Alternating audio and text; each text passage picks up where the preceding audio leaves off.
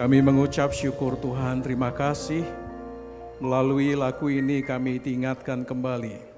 Sekalipun situasi tidak sesuai dengan yang kami harapkan, kami mau tetap belajar untuk percaya kepada Tuhan dan tetap menjadi umat Tuhan yang setia sampai pada garis akhir.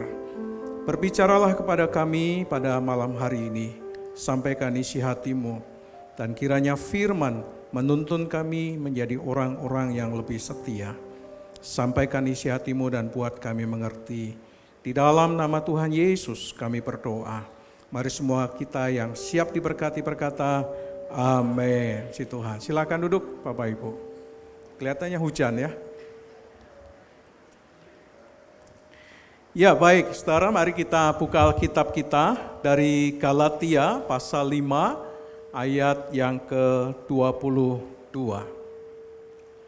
Galatia pasal yang ke-5 ayat yang ke-22 berkata demikian. Tetapi buah roh ialah kasih, sukacita, damai sejahtera, kesabaran, kemurahan, kebaikan, kesetiaan.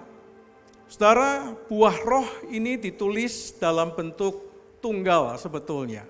Bukan ditulis dalam bentuk jamak, sekalipun isinya ada 9, tetapi Alkitab mengatakan, tetapi buah roh ialah kasih dan seterusnya.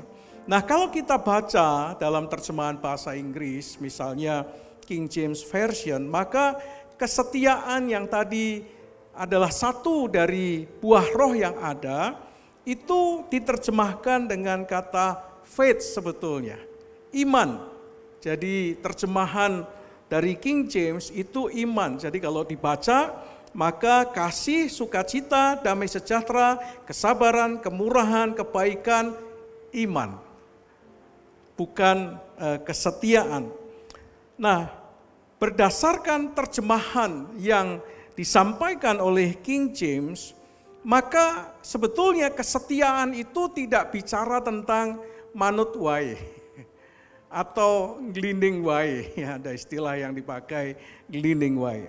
Atau manut ke sini oke, manut ke sana juga oke. Jadi kesetiaan di sini itu tidak bicara bahwa seseorang itu bisa setia karena dia manut ke sana, ikut ke sini, tidak pernah protes, tidak pernah bersungut-sungut, tidak pernah membantah. Tapi sebetulnya kesetiaan itu bicara sebuah tindakan, yaitu tindakan setia yang didasarkan pada iman. Bukan sebuah tindakan yang manut sini, manut situ, kalau itu semua orang bisa. Tetapi kesetiaan yang didasarkan pada iman. Melakukan ini, melakukan itu didasarkan atas iman. Itulah arti dari kesetiaan yang diterjemahkan dari kata faith atau iman. Nah, kata faith atau kesetiaan itu diterjemahkan dari bahasa Yunaninya pistis. Pistis itu artinya juga iman. Tetapi dari kata pistis ini kita menemukan 3 gambaran tentang kesetiaan. Yang pertama, saudara, dari kata pistis ini kita belajar keyakinan akan kebenaran apapun. Khususnya keyakinan yang menghormati hubungan antara manusia dengan Allah. Ini pun disebut kesetiaan. Jadi ketika seseorang mengerjakan tindakan keyakinannya dengan menaruh respek, hormat kepada Tuhan dan hal-hal yang ilahi, maka itu juga merupakan gambaran dari pistis atau kesetiaan atau iman. Yang kedua, kata pistis ini juga menggambarkan tentang seseorang yang yakin bahwa Allah itu eksis. Allah itu ada. Dan ketika dia meyakini Allah itu ada, maka dia juga meyakini bahwa Allah yang diyakini itu adalah pencipta langit dan bumi dan segala isinya. Dia penguasa atas segala sesuatu. Dan dia juga provider dari segala sesuatu. Dan yang ketiga, kata pistis ini juga menggambarkan tentang kesetiaan. Kenapa? Karena kata pistis juga diterjemahkan dengan kata faithfulness. Kata pistis berarti kesetiaan yang memiliki makna apa, saudara? Yang memiliki makna sebuah karakter dari orang yang dapat diandalkan. Jadi bicara tentang kesetiaan itu bukan hanya bicara tentang seseorang yang manut wae ke sana ke sini. Tetapi orang yang melakukan ini itu manut sana manut sini didasarkan atas iman. Dan yang berikutnya ketika bicara tentang kesetiaan, ini bicara tentang karakter seseorang yang melakukan ini itu dengan iman, tetapi juga orang yang melakukan ini itu dengan iman adalah orang yang bisa diandalkan. Seseorang yang bisa dipercaya atau trusted. Orang yang bisa dipercaya. Jadi dengan kata lain, kesetiaan ini berbicara tentang karakter yang dimiliki oleh seseorang yang bisa diandalkan. Yang kepadanya ketika diberi tugas pasti selesai. Yang diberi satu mandat pasti dikerjakan. Tidak seperti hamba yang punya satu talenta yang tidak bisa diandalkan. Oleh karena itu dua hamba yang diberi 5 dan diberi 2 disebut sebagai apa? Hamba yang setia. Hamba yang bisa diandalkan. Hamba yang bisa dipercaya, itulah karakter dari kesetiaan.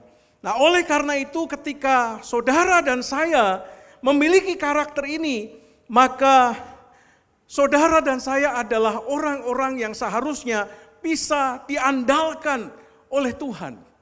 Bisa diandalkan oleh gereja. Bisa diandalkan oleh keluarga. Bisa diandalkan di tempat di mana kita dipercaya dalam sebuah perusahaan atau dalam sebuah organisasi dan masih banyak yang lainnya. Jadi kalau saudara dan saya disebut sebagai orang yang setia, maka dimanapun Tuhan tempatkan kita, kita adalah orang-orang yang bisa diandalkan. Ketika diberi tugas, tidak setengah jadi atau seperempat jadi, lalu kemudian ditinggal. Tetapi orang-orang yang bisa diandalkan ketika diberi tugas, dia akan selesaikan itu sampai selesai. Dan bahkan menghasilkan sesuatu yang lebih besar. Saudara berbicara tentang kesetiaan, Alkitab itu mencatat banyak kata kesetiaan sebetulnya. Kalau saudara membuka kamus Alkitab, di klik kata kesetiaan, maka akan muncul tuh kesetiaan. Jumlahnya kurang lebih ada 130 kali muncul di dalam Alkitab kata kesetiaan itu. Kok tahu Pak? Gampang, masukin Google keluar dia. Saudara ya. Jadi kesetiaan ada tertulis 130 kali muncul kata kesetiaan dari Perjanjian Lama sampai Perjanjian Baru. Dan kitab paling banyak mengapungkan, memunculkan kata kesetiaan adalah kitab Mazmur sebanyak 52 kali. Paling banyak ada di kitab Mazmur. Hal ini menunjukkan kepada kita kalau sampai kata ini diulang-ulang, maka ini merupakan satu karakter penting yang harus dimiliki oleh seorang Kristen dalam kehidupannya. Baik dalam relasinya dengan Tuhan, dia adalah orang setia, relasinya dengan kehidupan di mana Tuhan tempatkan dalam keluarga, di masyarakat, di gereja, di mana saja, maka karakter itu menjadi sesuatu yang seharusnya dimiliki oleh anak-anak Tuhan. Karakter kesetiaan ini. Nah, tetapi kalau dalam bahasa Yunani digunakan kata pistis, di dalam Perjanjian Lama itu digunakan kata keset. Ya, welcome tuh yang depan. Heset. Nah kata heset dalam bahasa Ibrani itu artinya kasih setia. Atau artinya juga bisa anugerah atau keadilan Allah. Atau hidup di dalam keadilan itu juga artinya heset. Tetapi kata ini juga memiliki makna yang selain kasih setia, selain keadilan, kata ini juga diterjemahkan memiliki makna kesetiaan. Jadi baik Perjanjian Lama maupun Perjanjian Baru, kesetiaan menjadi sesuatu yang terus diapungkan, menjadi center atau sesuatu yang dianggap penting untuk dihidupi oleh anak-anak Tuhan.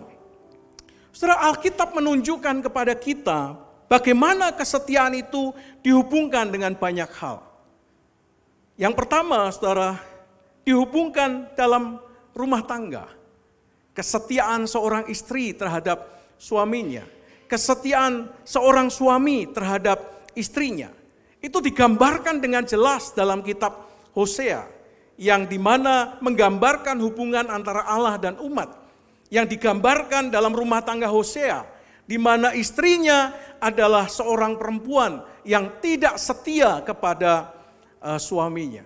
Menurut catatan yang saya baca di Indonesia, tahun 2021 kalau tidak salah, itu angka perceraian, gugatan di pengadilan, itu ada sekitar 500.000 sekian gugatan di pengadilan untuk mereka menuntut perceraian. Sekitar tahun 2022 turun kurang lebih 400 sekian ribu gugatan di meja hijau. Saudara tahu, dari sekian banyak tuntutan angka perceraian atau tuntutan di pengadilan untuk bercerai, mana yang paling banyak menuntut? Laki atau perempuan? Siapa yang percaya bahwa yang paling banyak menuntut perceraian adalah laki-laki? Coba angkat tangan. Saudara tidak percaya kelihatannya ya. Kelihatannya saudara lebih percaya perempuan kelihatannya. Siapa yang percaya orang yang paling menuntut banyak angka perceraian di pengadilan adalah perempuan? Coba angkat tangan. Nah ini yang belum nikah kok angkat tangan. Saudara, angka perceraian, tuntutan paling banyak adalah perempuan. Saudara. Jadi yang angkat tangan di belakang itu betul. Bu Ida termasuk yang ngangkat tadi. Angkat tangan dia.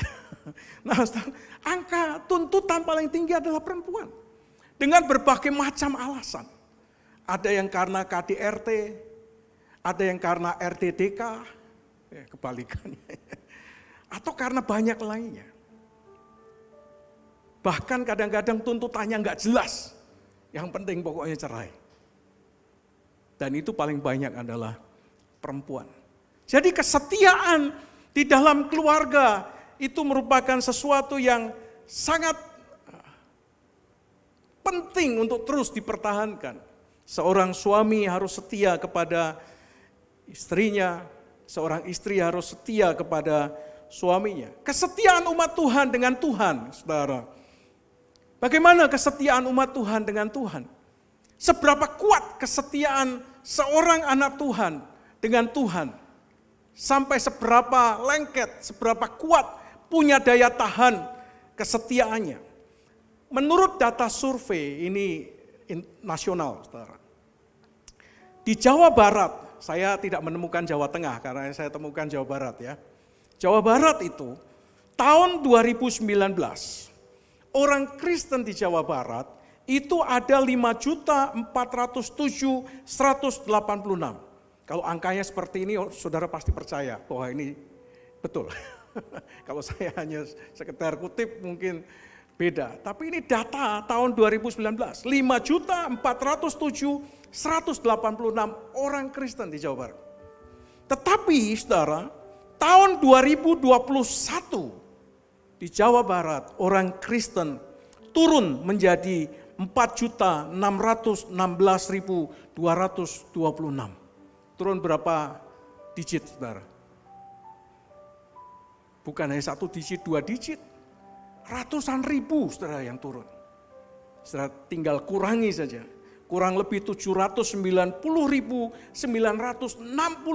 orang Kristen. Bisa jadi karena dia meninggal, bisa jadi karena dia shifting. Bisa jadi karena dia memutuskan untuk tidak lagi menjadi orang Kristen. KTP-nya diubah walaupun sudah seumur hidup. Dia ingin setengah hidup saja, jadi diubah. Tidak mau jadi seumur hidup. Saudara, ini data. Saya tidak melihat angka Jawa Tengah, tetapi catatan ini adalah Jawa Barat. Turun sampai 790.000. Dan ini bisa jadi menjadi sebuah parameter. Bahwa kalau di Jawa Barat turun Di Jawa Tengah bisa jadi turun. Di Jawa Timur juga bisa jadi turun. Bahkan mungkin di kantong-kantong seperti Minahasa, Nusa Tenggara Timur, Papua, bahkan mungkin Toraja juga bisa mengalami penurunan. Kesetiaan kepada Tuhan itu turun, saudara. Sehingga ada begitu banyak anak-anak Tuhan bisa meninggalkan Tuhan dan tidak lagi percaya kepada Tuhan. Bagaimana dengan di Kudus? Gimana Pak data Kudus? Bagaimana dengan data di Kenari? Saudara, doakan supaya ini, tadi saya sempat sharing sedikit dengan Pak Daniel. Bagaimana supaya generasi-generasi di Kenari khususnya itu bisa menjadi sebuah generasi yang diselamatkan. Dan bahkan menjadi generasi yang menyelamatkan oleh karena kerinduan supaya lost generation tidak terjadi di kota Kudus. Bagaimana dengan setia berdoa? Ada yang masih setia berdoa?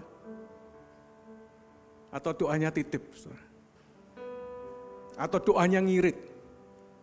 Pak, saya kalau doa itu setahun sekali Pak.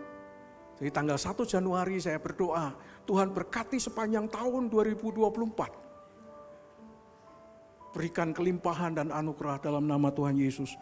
Amin. Sudah doa, sudah. Aku sudah berdoa untuk sepanjang tahun 2024, tanggal 1 Januari. Bagaimana setia dengan persepuluhan?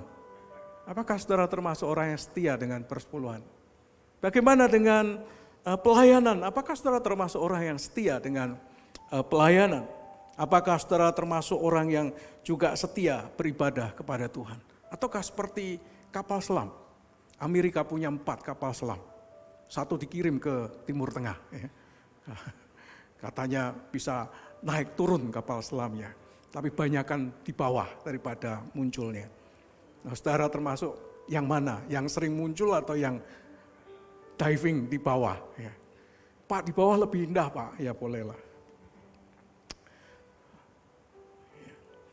Yang ketiga, kesetiaan terhadap tempat kerja atau organisasi atau tempat di mana dia mengabdi.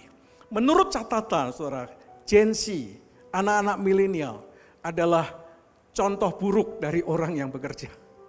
Karena Gen Z itu orang yang tidak tahan kerja di satu tempat, pengennya pindah terus. Dan itu menunjukkan dia tidak sustain di dalam satu hal yang dia sedang kerjakan. Dia tidak tahan dengan prosesnya. Dia ingin cepat berhasil, tetapi pindah-pindah. Ada yang bisa bertahan bertahun-tahun.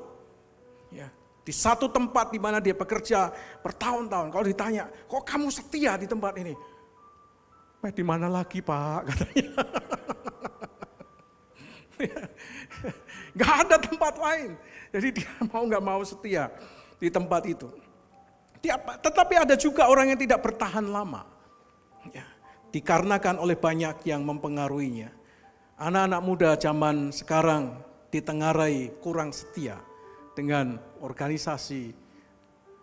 Baru 2 tahun pengalaman katanya begitu. 2 tahun kok pengalaman. Ya, boleh jadilah. TO aja kan 2 tahun saudara sudah pengalaman. Saudara, anak-anak sekarang tidak tahan dengan kesetiaan di mana dia bekerja. Pindah sana, pindah sini, pindah sana, pindah sini. Nah, saya berdoa, kalau saudara kerja di satu tempat, setialah di tempat itu. Sampai Tuhan angkat demi proses Tuhan di dalamnya.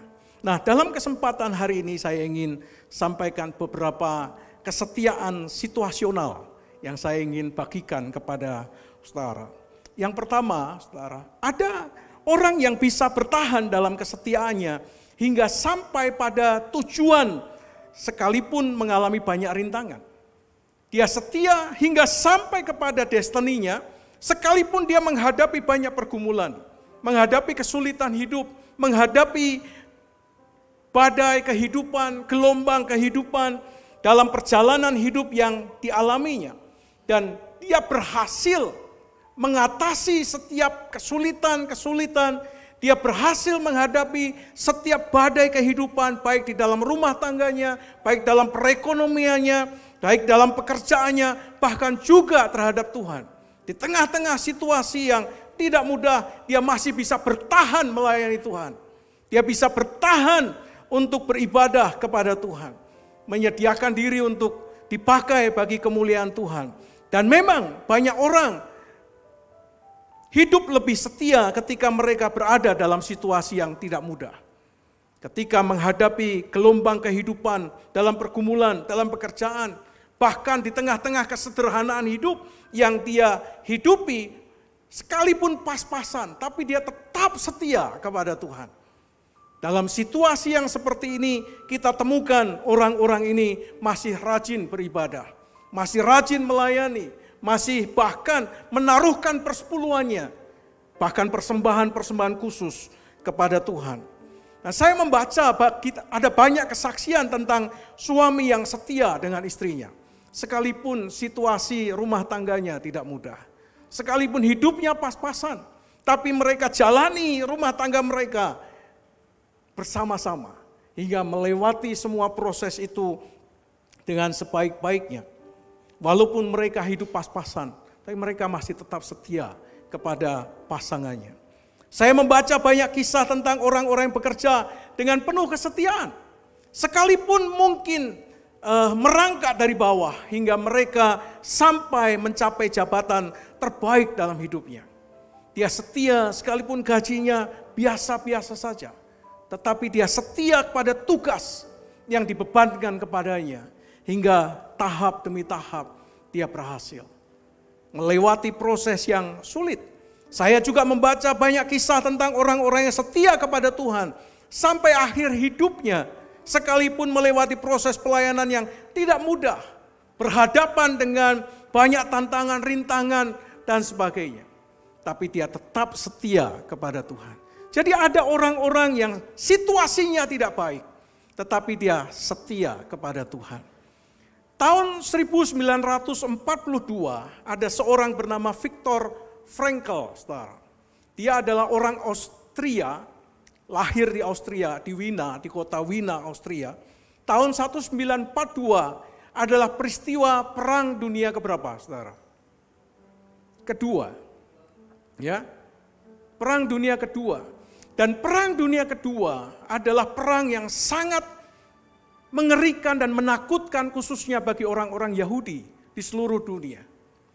Dan pada tahun 1942 ada begitu banyak orang Yahudi di Austria ditangkap oleh tentara-tentara Nazi ini.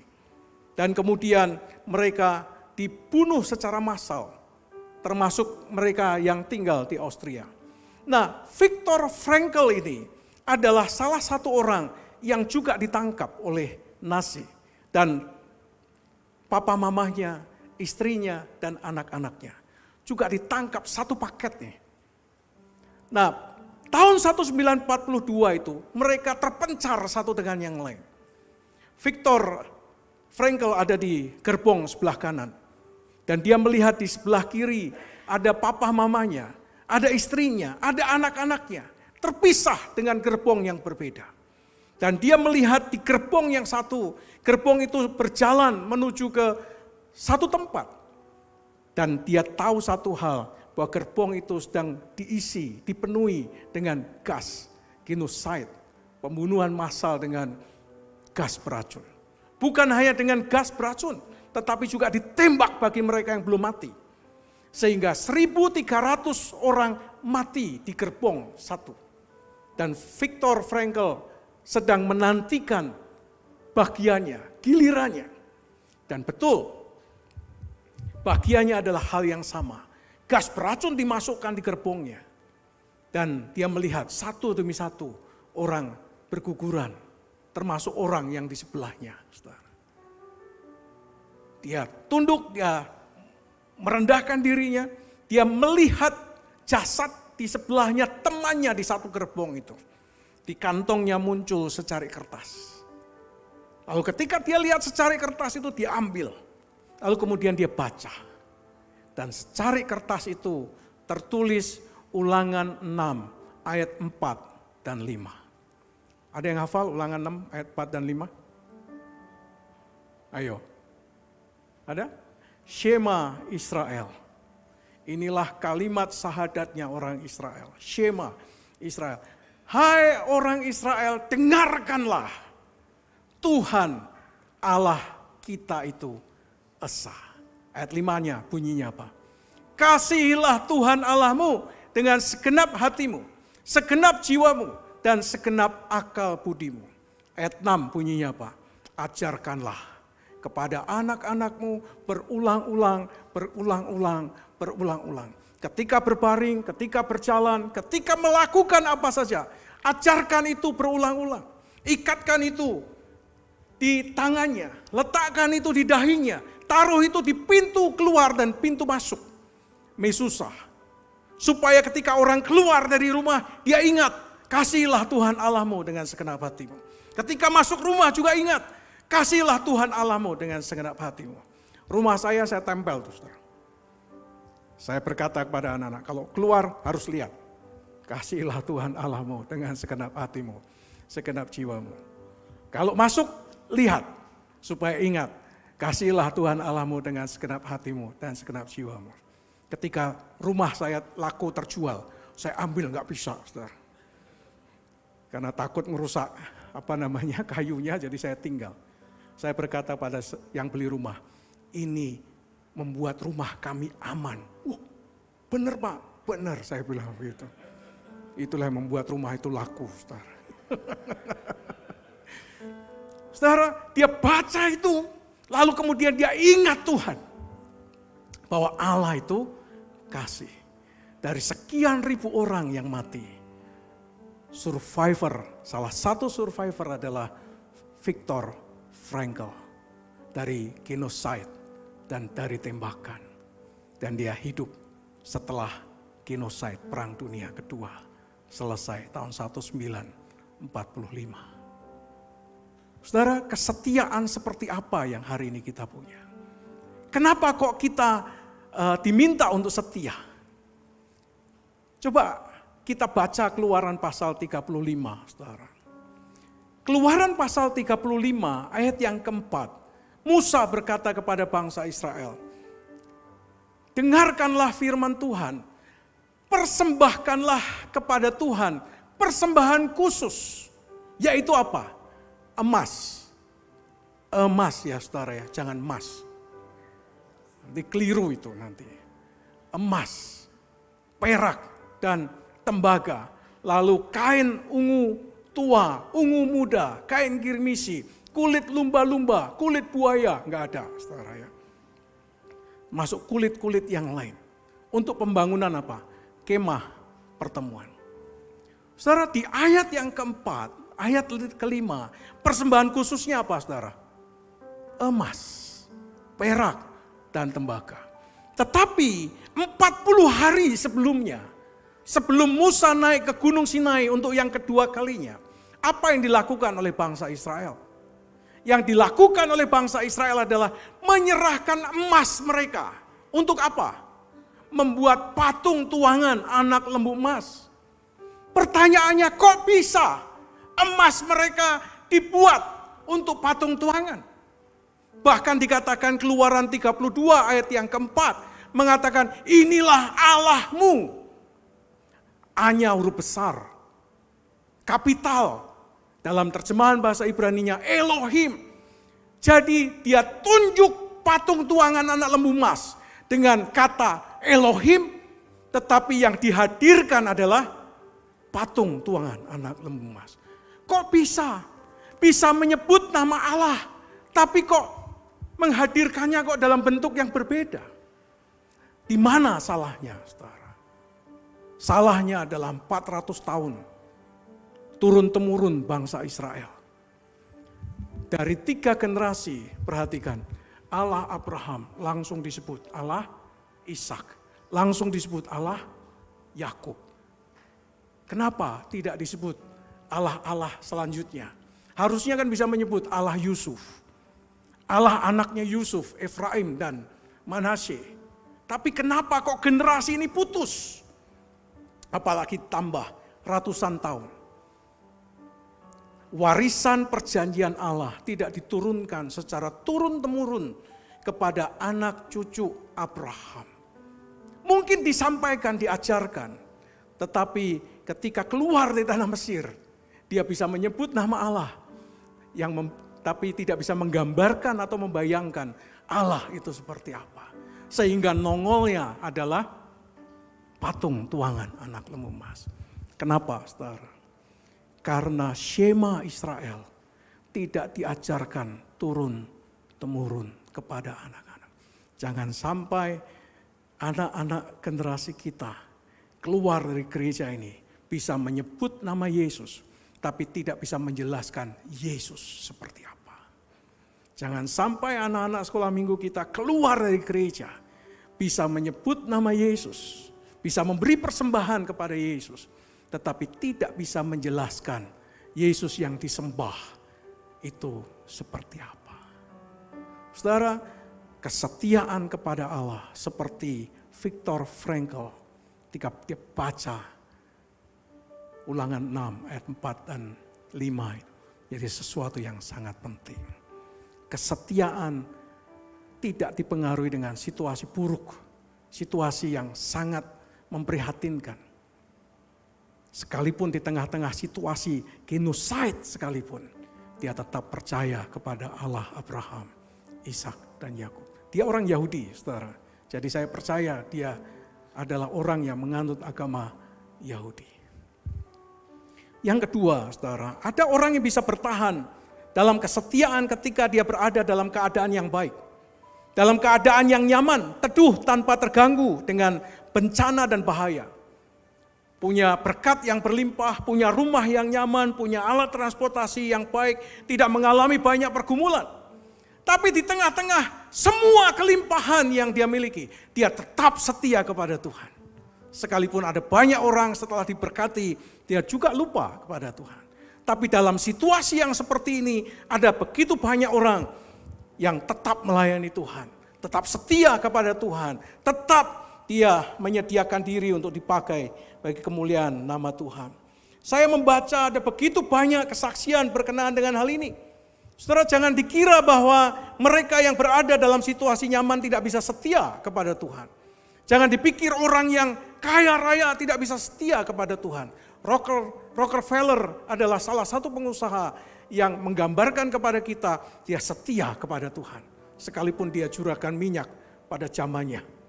Tapi dia setia kepada Tuhan di tengah-tengah kekayaan yang dia punya. Jadi jangan dikira orang kaya juga tidak bisa setia. Ada orang yang dalam situasi berkelimpahan, tapi dia tetap setia kepada Tuhan. Dia tidak menjadi lupa dengan semua berkat yang dia terima. Kelimpahan yang dia rasakan, dia tetap rendah hati. Dia tetap memberikan apa yang menjadi hak Tuhan, milik Tuhan. Saudara, dia sadar bahwa semua yang dimilikinya adalah titipan Tuhan semata-mata. Semua karena anugerah Tuhan. Dia sadar tidak ada satupun yang dapat dia banggakan kecuali semuanya untuk kemuliaan Tuhan. Saudara ingat pendeta Yohan HP? Ada yang kenal nama ini? Pendeta Yohan HP, orang Semarang. Dulu adalah gembala GIA Dr. Cipto. Saudara. Pendeta Yohan HP pernah bersaksi begini. Suatu hari ada jemaat yang hidupnya sederhana datang kepada dia dan berkata, Pak Yohan, boleh tak kalau rumah kami yang sederhana ini kami buka untuk persekutuan? Wah, Pak Yohan HP senang sekali. Ada jemaat yang membuka pintu rumahnya untuk persekutuan rumah tangga. Wah, dia senang sekali. Dan mulailah orang datang ke tempat itu untuk bersekutu di rumah itu. Saudara tahu bahwa seperti rumah Obed-Edom, keluarga ini pun diberkati Tuhan. Berkat bertambah, berkat bertambah, berkat bertambah. Akhirnya orang ini diberkati berlimpah-limpah. Entahkah karena persekutuannya atau karena yang lain, tapi yang jelas keluarga ini diberkati. Tapi setelah sekian tahun kemudian, orang ini datang kepada Pak Yohan HP dan berkata begini, Pak Yohan HP, ya ada apa katanya. Boleh enggak kalau persekutuan di rumah kami dipindahkan ke tempat yang lain. Loh kenapa? Ya Pak, rumah kami sesak Pak. Penuh dengan kulkas. Penuh dengan kulkas berarti banyak ya. Ada kulkas yang besar, ada yang TV, lemari dan sebagainya. Sekarang sempit Pak. Pak Yohana P hanya berkata, oh baik, puji Tuhan. Kamu sekarang sudah diberkati ya. Iya Pak, puji Tuhan. Dan setelah kamu diberkati, kamu ingin persekutuannya dipindahkan bukan? Iya betul Pak, karena sudah tidak cukup. Dan betul persekutuannya dipindahkan. Saudara, orang kaya itu butuh tulang kaya. Saudara. Hati kaya, mental kaya, pikiran kaya, karakter kaya. Tapi kalau tidak punya mental itu, drop lagi. Setelah dipindahkan, datang lagi kepada Pak Yohan. Jawaban Pak Yohan, nehe. Jadi kalau saudara diberkati Tuhan, pasti Tuhan punya rencana untuk itu. Tetaplah setia sekalipun di tengah-tengah situasi saudara berkelimpahan dan diberkati oleh Tuhan. Yang ketiga, saudara, yang terakhir. Ada orang yang memiliki kesetiaan, tetapi kesetiaannya tidak dipengaruhi keadaan. Entahkah dalam keadaan yang sulit maupun dalam keadaan yang sangat baik. Mau situasinya semakin memburuk atau sebaliknya situasinya membaik, dia tetap setia kepada Tuhan. Artinya imannya, karakternya tidak dipengaruhi oleh situasi. Hidupnya tidak ditentukan oleh keadaan dan situasi yang ada di sekitarnya. Hidupnya tidak ditentukan oleh keadaan dan situasi. Dia tidak mengizinkan keadaan dan situasi menjadi penentu dari kesetiaannya. Oh kalau baik, setia. Oh kalau tidak baik, tidak setia. Atau sebaliknya. Oh kalau baik tidak setia. Oh tidak baik dia setia. Saudara, kesetiaan itu tidak ditentukan oleh keadaan sekitar kita. Kesetiaan itu tidak ditentukan oleh orang di sebelah kita. Kamu mau ibadah gak hari ini? Aku enggak lah hari ini. Oh kalau gitu aku juga enggak lah. Saudara, iman kita ditentukan oleh teman kita. Atau ditentukan oleh keadaan di sekitar kita. Kemiskinan dan ketidakmampuan memberi persembahan menjadi penentu dia tidak beribadah. Kenapa kamu tidak beribadah? Aku gak punya uang persembahan. Saudara, ibadah kesetiaan kita tidak ditentukan oleh kita mampu atau tidak mampu memberikan persembahan kepada Tuhan. Sesulit apapun hidup kita, seprihatin apapun hidup kita. Orang yang kesetiaan seperti ini, dia tidak izinkan itu mempengaruhi hidupnya. Sehingga itu menentukan dia setia atau tidak. Tapi semuanya ditentukan oleh cinta dia kepada Tuhan. Hidup A, hidup B, hidup C, hidup D tidak akan memadamkan cintanya dia kepada Tuhan. Saudara, orang-orang jenis ini adalah orang yang kesetiaannya adalah tanpa syarat. Orang jenis ini adalah orang yang hidup dalam kesetiaannya tidak didasarkan pada berapa banyak imbalan yang dia akan terima kalau dia melayani. Orang yang seperti ini tidak ditentukan oleh sesuatu yang ada di sekitarnya. Orang jenis ini adalah unstoppable, yang tidak bisa dihentikan oleh keadaan, oleh situasi dan sebagainya. Dia hanya punya satu tujuan, yaitu agar hidupnya menjadi hamba yang setia dan berkenan kepada Allah. Dia akan berkata, orang jenis ini akan berkata seperti Sadrak, Mesak dan Abednego. Sekalipun Allah yang kusembah tidak membebaskan kami tetap tidak akan menyembah Allah dari Tuanku. Kami akan tetap menyembah Allah yang hidup. Dia akan bicara seperti Sadrak, Mesak dan Abednego. Sekalipun Allah tidak menyembuhkan kami, sekalipun Allah tidak memberkati kami, sekalipun kami masih hidup di tengah-tengah kesulitan, tapi kehidupan yang sulit, kehidupan yang tidak mudah yang dijalani tidak akan pernah membuat dia meninggalkan Tuhan.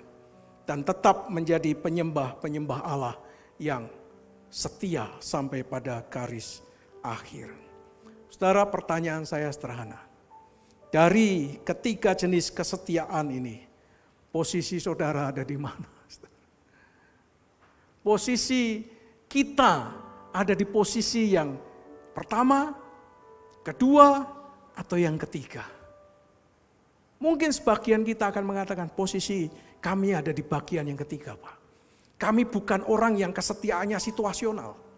Kami bukan orang yang kesetiaannya ditentukan oleh keadaan. Kami akan tetap setia di tengah-tengah situasi apapun juga. Saudara, kalau kita memiliki kesetiaan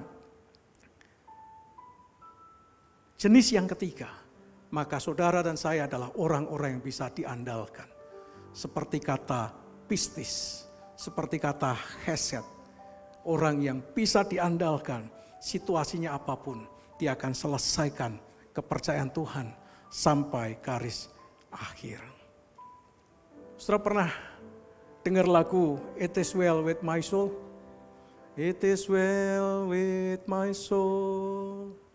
Saudara, It Is Well With My Soul itu diciptakan oleh seorang bernama Horatio G. Spafford. Horatio G. Spafford itu hidup pada tahun 1870-an. Dia adalah seorang pengacara yang bukan miskin. Dia seorang pengacara sekaligus pengusaha kaya pada zamannya. Dia salah satu pengusaha yang mendukung pelayanan D.L. Moody, saudara.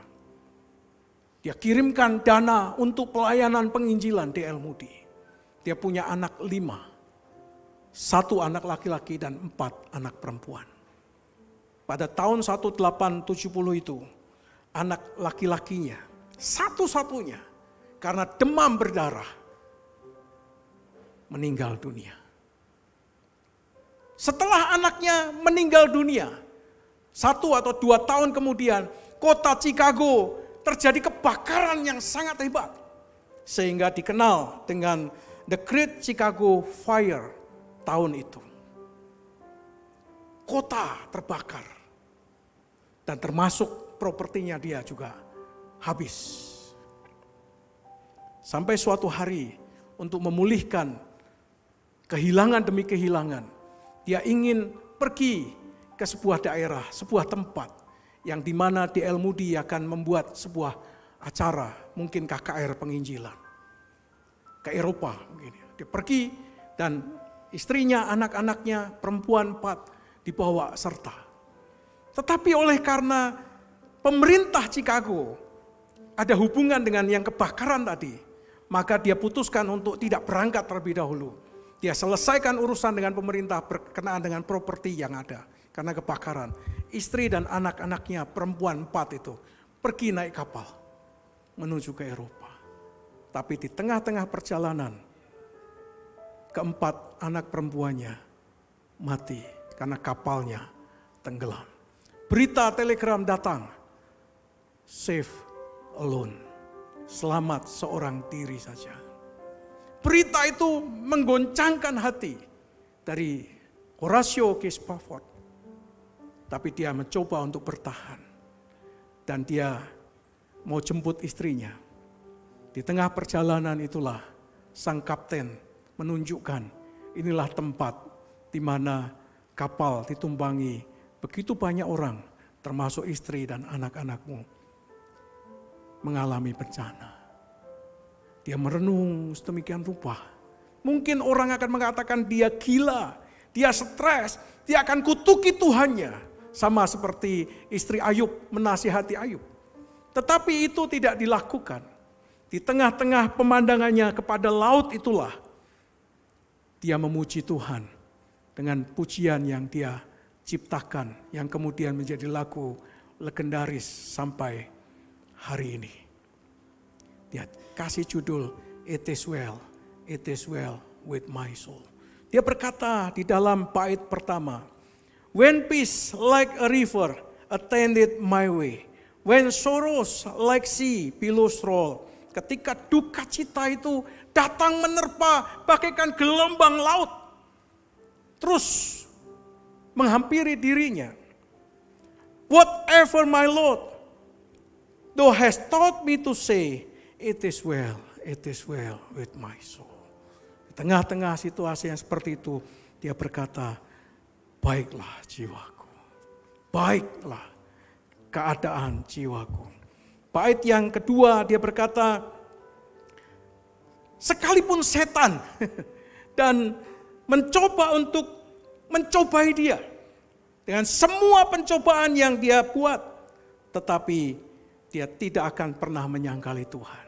Dia berkata, it is well with my soul. Saya berdoa apapun situasi saudara, saudara adalah orang-orang jenis yang ketiga. Situasi apapun tidak akan pernah mengubah kesetiaan saudara kepada Tuhan, kepada keluargamu, kepada gereja, dan kepada tempat di mana Tuhan tempatkan kita. Amin. Saya jemput saudara berdiri, naikkan pujian ini. When peace like a river attended my way. Bait yang pertama saja.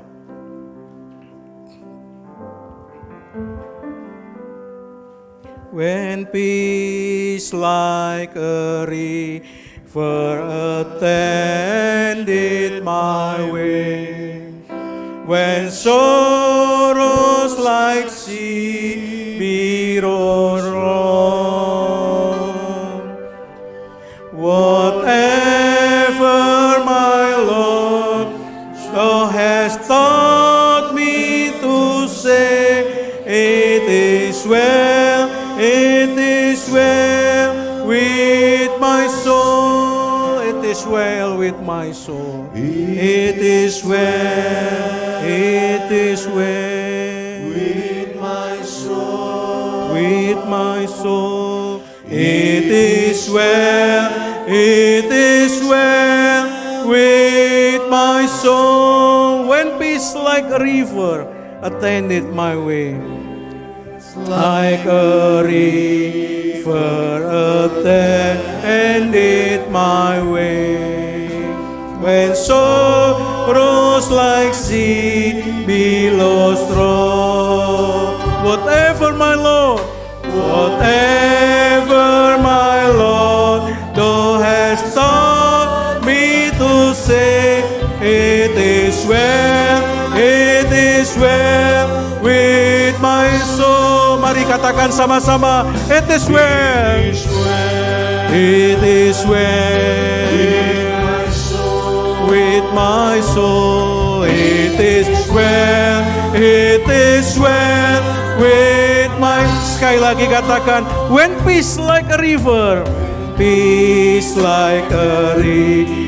Ketika gelombang duka cita menghantam, bagaikan gelombang laut yang datang berulang-ulang kali, ada Tuhan yang melihat kita, yang mengasihi kita. Mari kita menjadi orang-orang yang setia apapun situasi keadaan kita. Mari katakan, it is well with my soul. It is well with my soul. It is well with my soul. It is well with my soul. With my soul. It is well with. Sekali lagi katakan, it is well with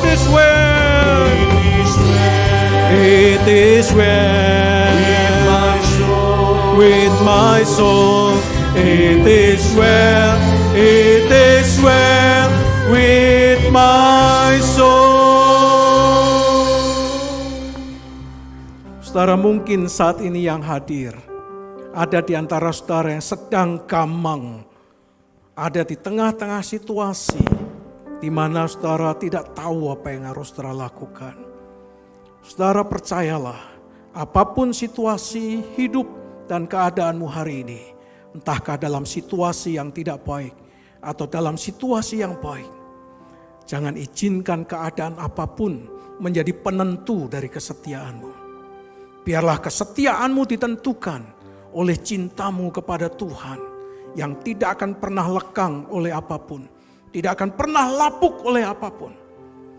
Dan situasi kondisi di sekitar hidupmu tidak akan pernah membuat engkau tidak setia kepada Tuhan.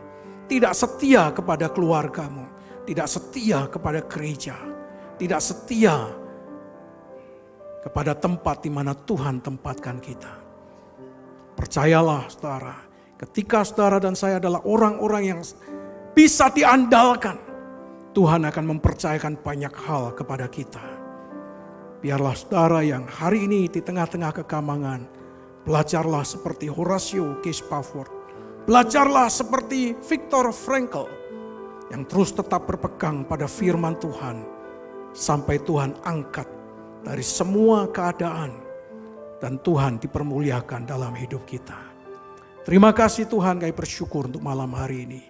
Biarlah sungguh karakter kesetiaan menjadi bagian dari buah Roh Kudus yang hadir dalam kehidupan kami. Berkati PDM ini ya Tuhan. Kiranya ada begitu banyak anak-anak Tuhan yang setia, mendukung, mendoakan, hadir, sehingga terjadi sebuah movement di PDM ini. Terima kasih Bapak, kami bersyukur Tuhan memberkati. Di dalam nama Tuhan Yesus kami berdoa. Amin. Puji Tuhan, silakan.